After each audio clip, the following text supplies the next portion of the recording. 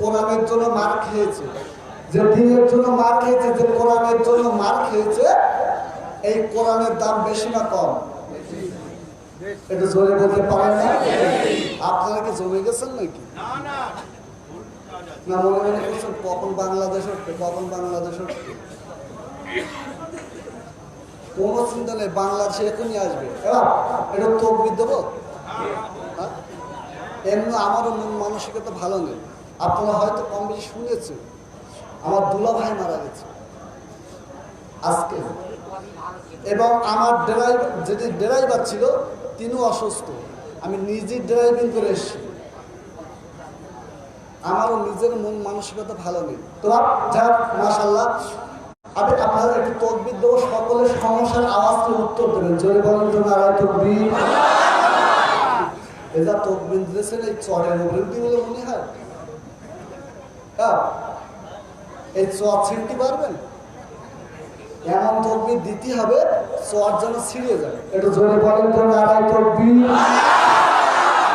ভোলে আছে তো, দিচ্ছেন না তো আপনারা? জোরে বলেন নারায় তকবির।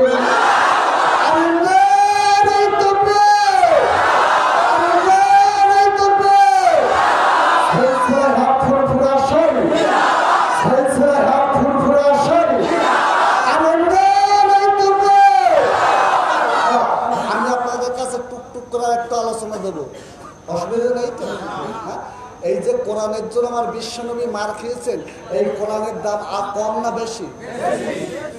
বেশি না? হ্যাঁ। আর আমার বিশ্বনবীর সব থেকে বড় শত্রুর নাম কি? আবু জাহেল না? এই আবু জাহেলের অহংকার ছিল কম না বেশি?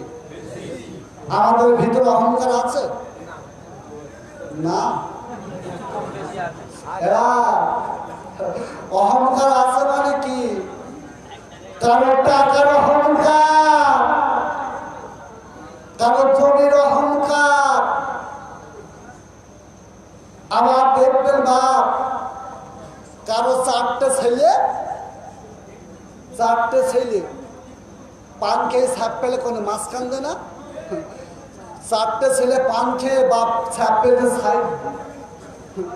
4 লাখ ঝাড়বে। আবার দেখবে কারো শরীরের অহংকার। কি করে বাবা আছে মানে কি? আপনি বাস্তবিক লক্ষ্য করুন,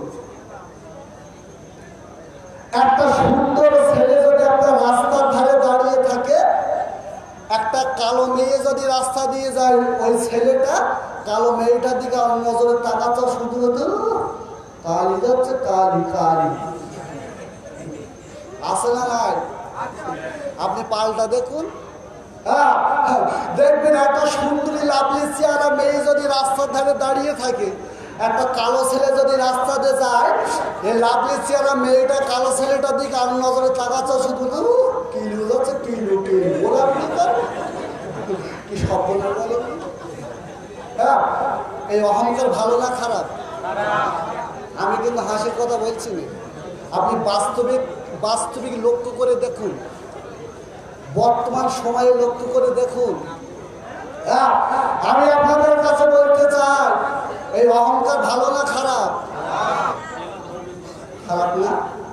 খারাপ।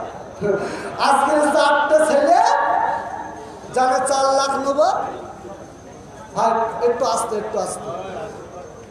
একটু কথা কম বলে, যারা 4 লাখ নেব, বাপ মাঝখান দিয়ে ছ্যাপনা ফেলে সাইড দিয়ে ফেলতে। আজকে বিয়ে দেওয়ার সময় ওই ছেলে যে আপনার হবে, আপনি কি এটা ভেবেছেন? আপনি মনে মনে করছেন কি যে 4টে ছেলে বিয়ে দেবো, 4 লাখ নেবো, 4টে বউ অনেক সুন্দর হবে, ঘর সংসার করবো, এক পরিবারে থাকবো? কি ভাবছেন? এবার আমি আপনাদের কাছে বলতে চাই, আজকের যে ছেলের ভরসা আপনি করছেন, বিয়ে দেওয়ার পরে ছেলে কি আপনার হবে? হবে না। কেন? বিয়ে দেওয়ার পরে ও তো নতুন মা পাচ্ছে, বুঝেননি? 1 মাইল দূরে তো শাশুড়ি ডাকতে ডাকতে আম্মা, আর শাশুড়ি তো পাশের বাড়ি করে দেই, দেখ জামাই জামাই করিস আমার কিলোইসকে দেখ, একটু দেখ কি সব বলে গেলেন। আবার দেখবে ছেলে বাড়ি এসে বলতে, মা তুমি আমার কি যত্ন করো? তো মা বলতে, রাখো দেখ কেন? আরে এত কথা বললে কথা কম বলেন। ছেলে বলছে, হেরা কথা কেন?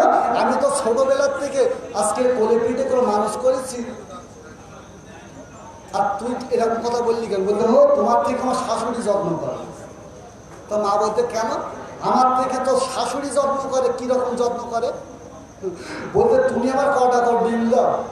আমার শাশুড়ি আমার প্রত্যেকদিন নাস্তা দেওয়ার 5টা করে ডিম দাও, তুমি কটা দাও? ও ছেলেরা, ও যুবকেরা, ও ছোট ভাইরা, আমি আপনাদের কাছে বলতে চাই, যারা এমন কথা বলেন, আজকে মনে করেন যে মেয়েটা আপনার কাছে আছে, ওই মেয়েটা 2-4 ঘা দে শ্বশুর বাড়ি গিয়ে বলবেন যে, বা অন্য অন্য দিন তো 5টা করে ডিম দাও, আর তোমার মেয়ের আজকে 3 ঘা দিয়েছে, আজকে নয় 2টো দাও, দেবে? দেবে? শাশুড়ি বলে, তোমার মেয়ে মেরেছি, মুড়ো ছেড়ানো দাঁড়িয়ে। আজকের ওই মেয়েটা যতক্ষণ আপনি আজকের আদর যত্ন দিয়ে রাখবে, ততক্ষণ আপনার শাশুড়ি শ্বশুর আপনাকে পছন্দ করবে। আজকের শাশুড় শ্বশুর পেয়ে আজকের নিজের মা এবং বাপকে ভুলে গেছে। এইরকম ছেলে এই আছে, ছেলেরা ভালো, এরা মা বাবা খুব খেদমত করে। মা গো দেখবেন বাপ, আজকের বিয়ের পরে বাসর রাত্রে বউ স্বামীর কানে করবে তো এইরকম। যদি বড় হতে চাও, ওই মা বাপ বাদ দিতে হবে, একসাথ খাবো, পেটে পাথর বেঁধে রাখবো।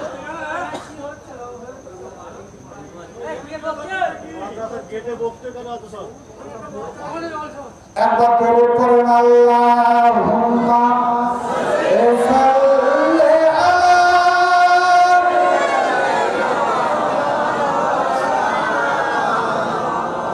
ওয়া আলা আলিহি।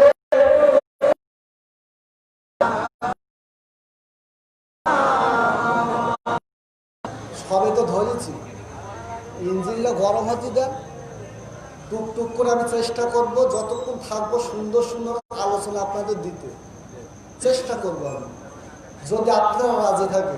আপনারা রাজি? আমি টুকটুক করে দেব।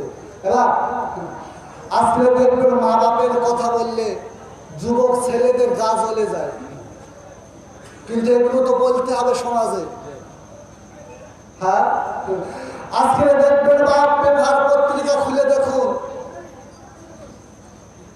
আজকে পেপার পত্রিকা খুলে দেখুন,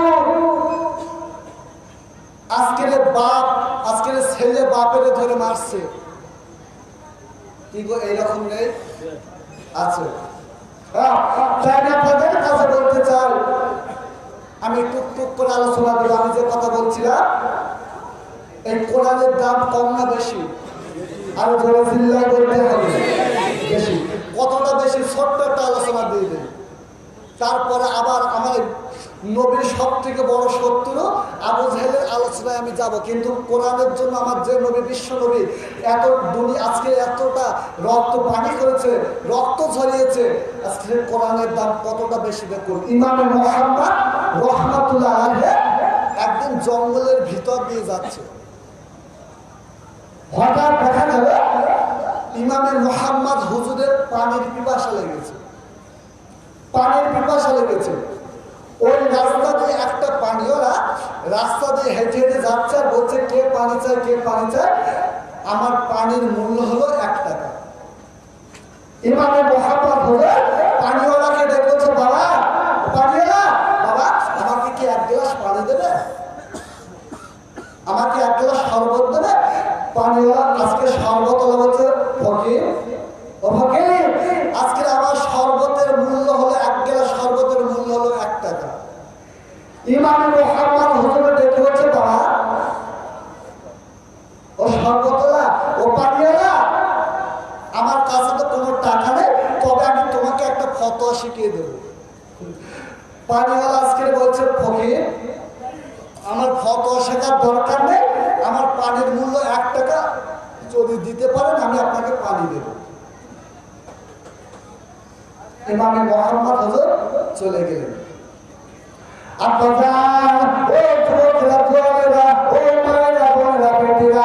শুনে যান জেনে যান এইবার ইমামে মুহাম্মদ হুজুর এইবার চলে গেলেন। বাবা ওই পানিওয়ালার বিবির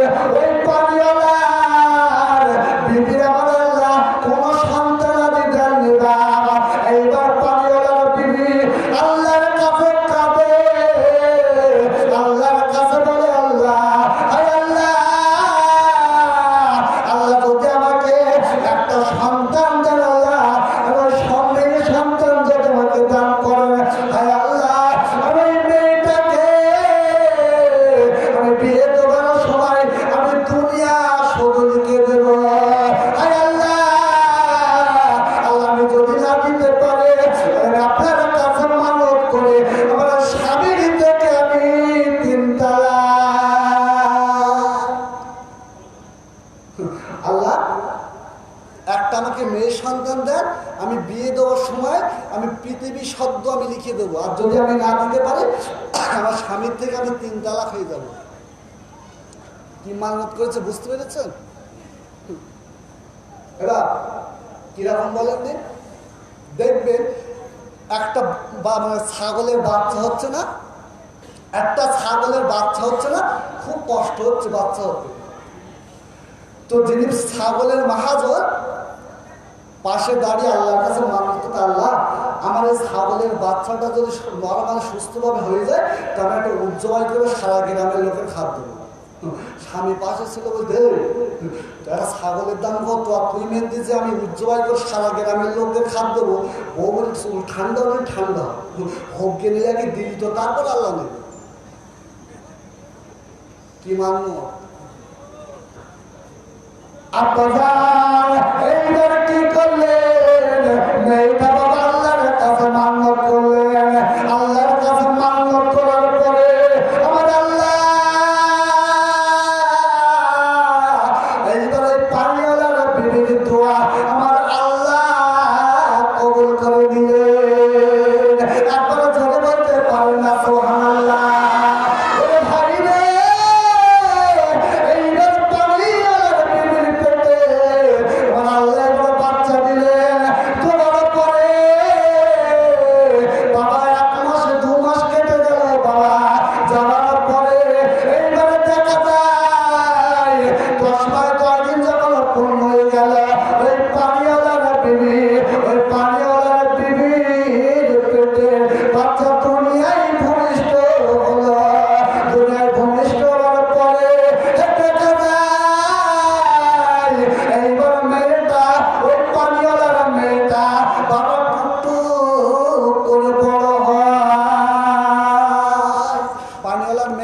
টুকটুক করে বড় হয়ে গেল।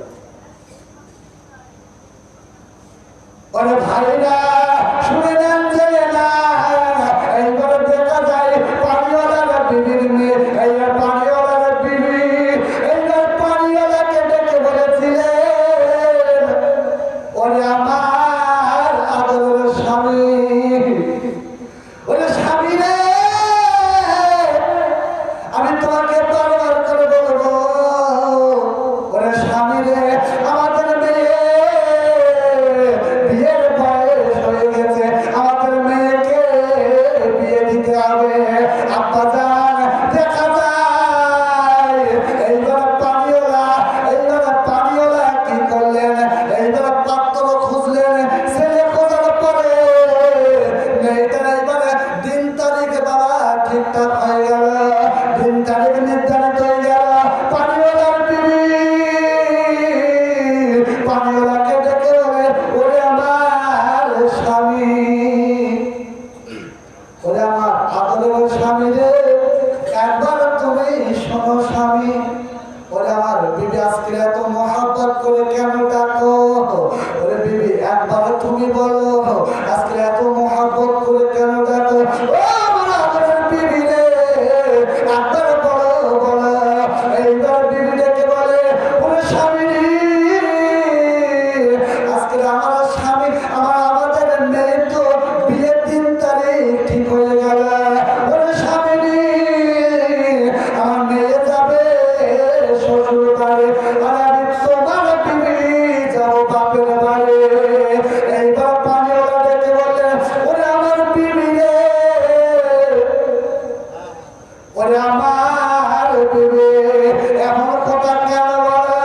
এইবার পানিওয়ালার বিবি পানিওয়ালাকে ডেকে বলেছিলেন, ও আমার স্বামী রে, আল্লাহ যখন আমাদের যখন কোনো সন্তান যায়নি, আমি আল্লাহর কাছে মেনেছিলাম, আরে আল্লাহ,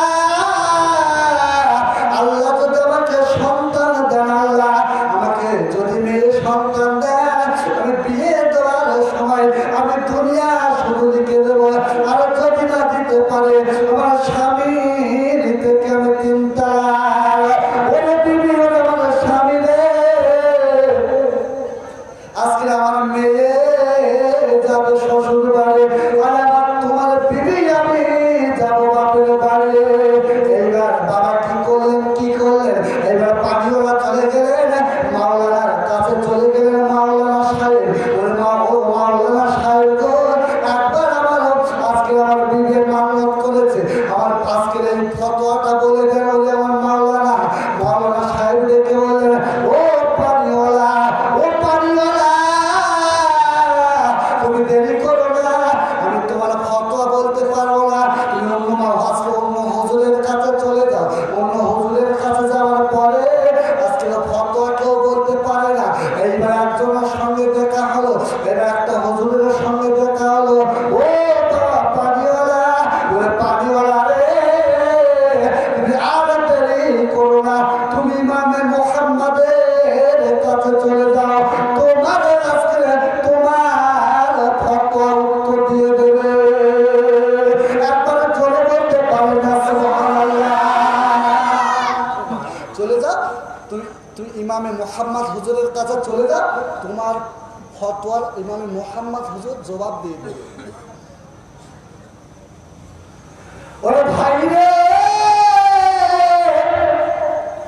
এইবার পানিওয়ালা বাবা কি করলেন?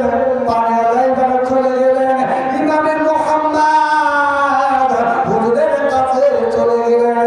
যাওয়ার পরে দেখতে পেলেন সেই পানি যাওয়া ফকির। আজকে পানিওয়ালা তখন জানতো না ইনি কে, মনে করতেন রাস্তার ফকির ফকির। এইবার পানিওয়ালা এইবার ইমামে মুহাম্মদ হুজুরকে দেখে, আজকের ইমামে মুহাম্মদ হুজুর এইবার পানিওয়ালাকে দেখে চিনতে পারলেন। ইমামে মুহাম্মদ হুজুর পানিওয়ালাকে ডেকে বলে, ও পানিওয়ালা, ও ব্যবসায়িক ভাই, তুমি আমার কাছে কেন আসলে? এইবার বাবা ব্যবসায়িক পানিওয়ালা ডেকে বলে, হুজুর, আমি বড় বিপদে পড়েছি, আমি বড় মুসিবতে পড়েছি, হুজুর গো, আমার একবার কাছে দেন। ইমামে মুহাম্মদ ডেকে বলেছিলেন, ওরে পানিওয়ালা রে, একবার বলো তুমি কি বিপদে পড়েছো? এইবার পানিওয়ালা সমস্ত কথা খুলে বললেন ইমামে মুহাম্মদ হুজুরের কাছে, সমস্ত কথা খুলে বললেন। খুলে বলার পর ইমামে মুহাম্মদ হুজুর পানিওয়ালাকে ডেকে বললেন, ও পানিওয়ালা, তুমি শোনো, আমি তোমার ফতোয়া বলে দেব, তবে আমাকে 10,000 টাকা দিতে হবে। এইবার আজকের কিনা পানিওয়ালা ডেকে বলে, হুজুর গো, আমার তো টাকা দেওয়ার সামর্থ্য নেই। এইবার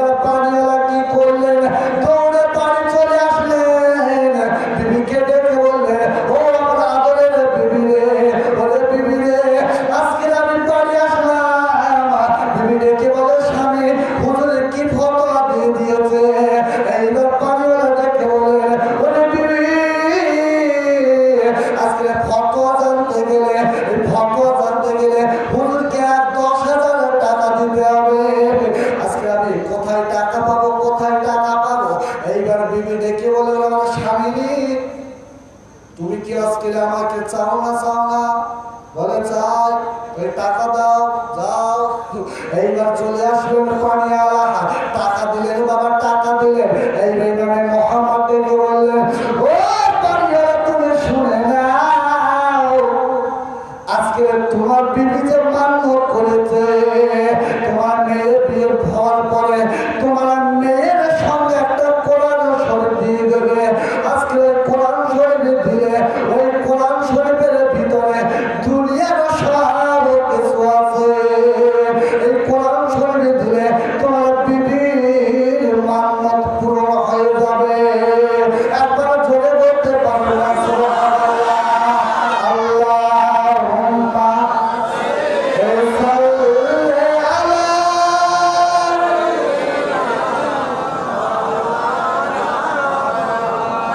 ওয়া আলা আলি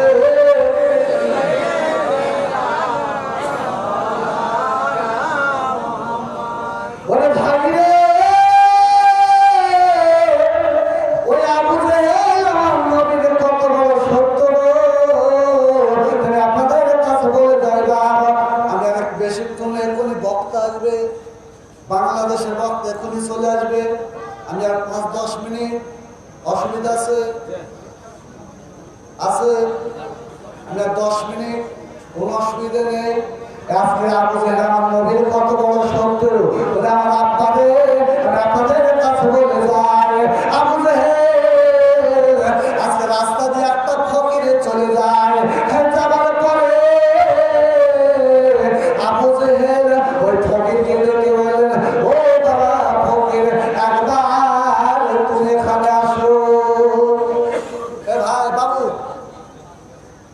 কোথায় যাচ্ছে?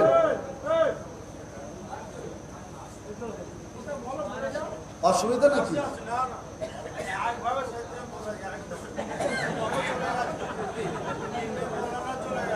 সেইভাবে যাক, আল্লাহ কবুল করুন। জোরে বলে আল্লাহ আমিন।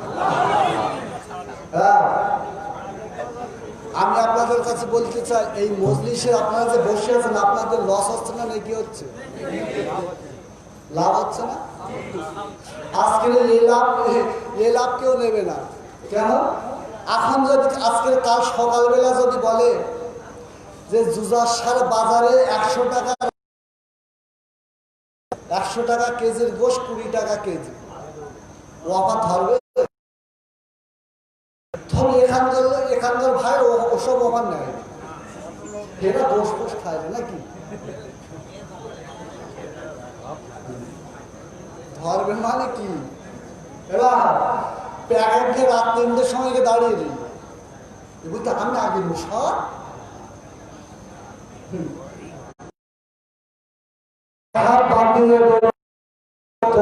নারায় তকবীর, আরো জোরে বলে নারায় তকবীর।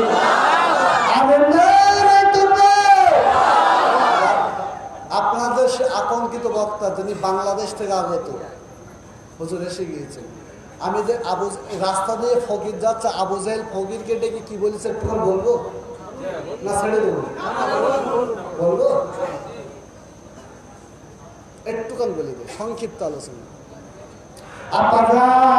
আবু জেহেল ফকিরকে ডেকে বলেছিলেন, বলে ফকির, ও ফকির, একবার বাবা তুমি শোনো, তুমি তো আজকে রাস্তায় রাস্তায় ভিক্ষে করো, আজকের 1 টাকা 2 টাকার জন্য ভিক্ষা করো। ও ফকির, একবার তুমি শোনো, আজকে আব্দুল্লাহর বেটা মুহাম্মদ, আজকে যদি তুমি তাকে মার্ডার করতে পারো, আমি তোমাকে নগদ 1 লক্ষ টাকা দেব। ওরে ভাই রে,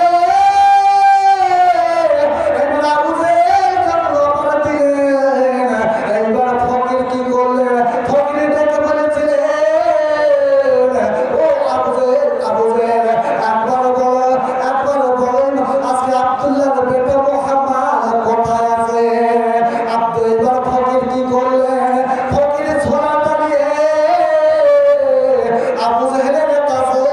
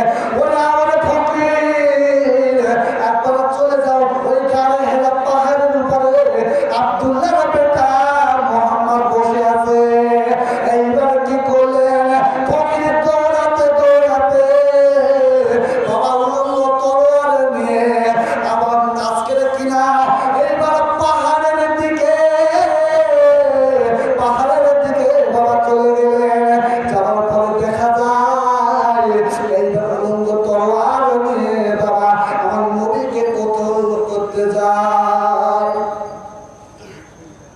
যাওয়ার পরে বাপ আরে গাড়ে হেরা পাহাড়, বাবা এত খাড়াই পাহাড়। হাজি সাহেবদের জিজ্ঞাসা করে দেখবেন বাবা ওই পাহাড়ে উঠতে বাবা কম বেশি 1 ঘন্টা 55 মিনিট সময় লেগে যায়।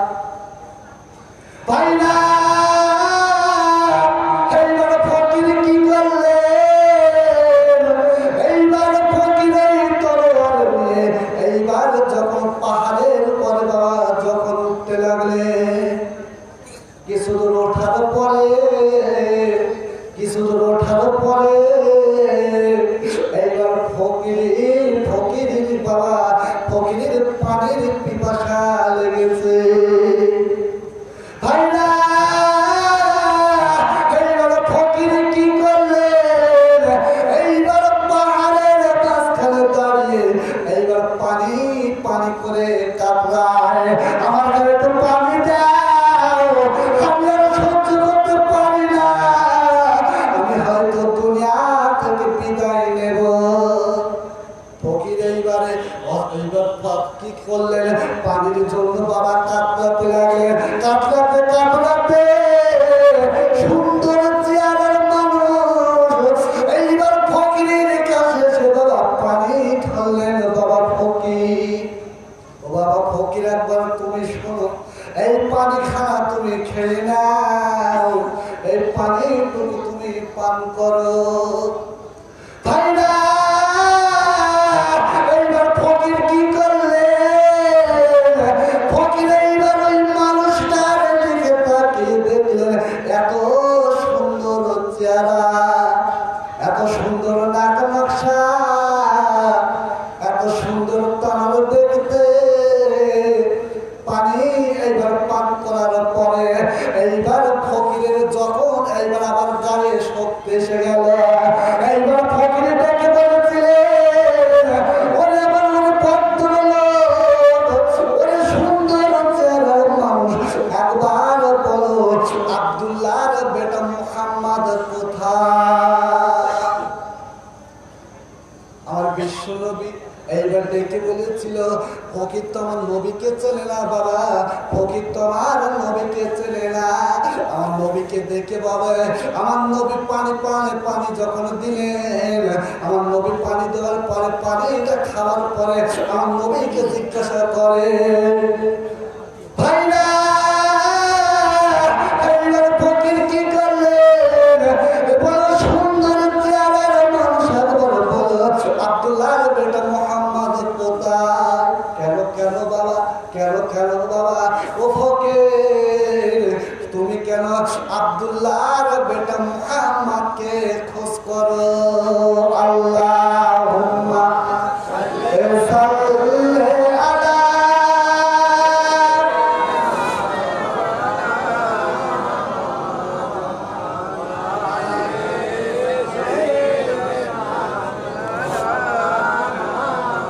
তো আমি আপনাদের কাছে বলতে চাই, আমি বেশিক্ষণের আলোচনা দেব না।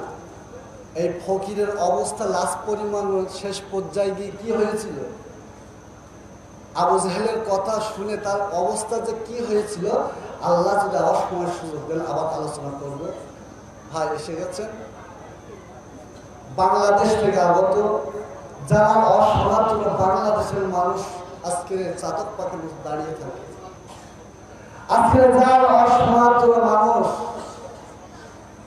পাগল, আজকে বাংলাদেশ থেকে আগত ওর বড় ভাই আপনাদের সামনে আলোচনা দেবেন। আমি এখানেই আমার সংক্ষিপ্ত আলোচনা শেষ করলাম। অনেক কিছু বলার ছিল কিন্তু মন মানসিকতা সেই নেই। আমি তো গত বছর কিছুক্ষণ আলোচনা দিয়েছিলাম, মনে আছে আপনাদের? তো অজ করতে গেলে একটা মুড ভালো লাগে, সেই মন মানসিকতা মাত্র নেই। তো যাক আমার সকলের আমার আল্লাহ যেন সুস্থ রাখেন, সকলে বলুন আল্লাহ আমিন। সকলকে 5 ওয়াক্ত নামাজ পড়ার তৌফিক দান করুন, সকলে বলুন আল্লাহ আমিন। ওমা আলাইনা ইল্লা বালাগ, সকলে মহব্বতের সঙ্গে দরুদ পড়েন আল্লাহুম্মা সাল্লি আলা।